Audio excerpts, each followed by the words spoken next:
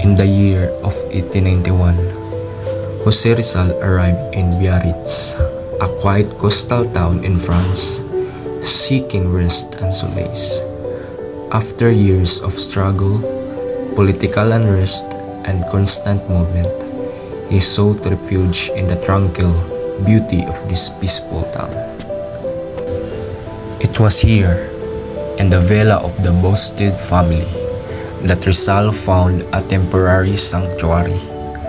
The villa, perched on the edge of the cliffs, offered him the perfect space to relax, reflect, and even work on his writing. Despite the quiet, his heart remained unsettled, burdened by the ever-present mission for his people. The peace of Biarritz gave him the time to focus on his work. Rizal poured his heart and soul into the revisions of his second novel, El Filibusterismo. With every word, he wove his vision for a free Philippines, a country unchained from bonds of tyranny. Yet, even in this quiet place, a different, more personal struggle began to take shape. It was during his stay that Rizal met Nelly Boustead, the daughter of his host. She was intelligent, independent, and charming, with a deep love for the Philippines, traits that drew to her. Their conversation flowed effortlessly, filled with shared passions for their literature, philosophy, and the future of their homeland.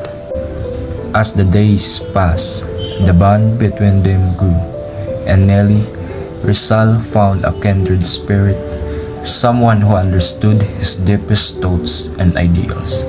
There was a quiet comfort in her presence, and in those moments of peace, Rizal allowed himself to dream of a life with her, one not shadowed by the politics and pain of his mission. One evening, unable to contain the feelings he had come to realize, Rizal confessed his love for Nelly. His voice trembled with sincerity as he spoke of a future with her. He dreamed of a life beyond the revolution, beyond the turmoil that he had defined his existence. But Nelly, though she cared for him deeply, faced a dilemma of her own. She told him of the impossibility of their union, her family's expectation, her faith, and the differences that divided them weighed heavily on her heart. She could not see a way forward, for Rizal would never abandon his belief, and she could not give up hers.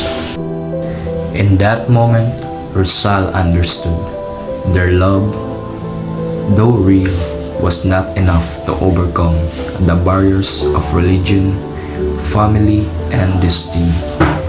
Nelly's Protestant faith and the expectation of her family clashed with Rizal's Catholic belief, and though their hearts were aligned, the paths they walked were too different. Rizal, though heartbroken, understood the reality of the situation. His mission, his vision for the Philippines, was greater than any personal desire.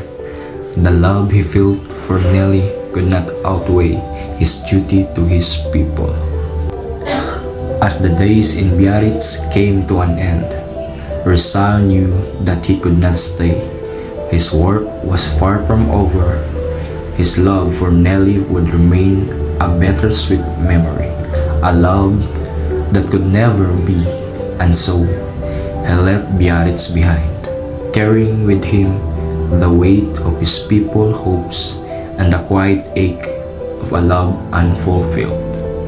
In the end, José Rizal's time in Biarritz was a brief but a poignant chapter, a moment of peace, a fleeting romance, and a reminder of the sacrifices made in the pursuit of freedom. It was a love story that could never be, but it was a chapter of his life that would forever echo in the quiet corners of his heart.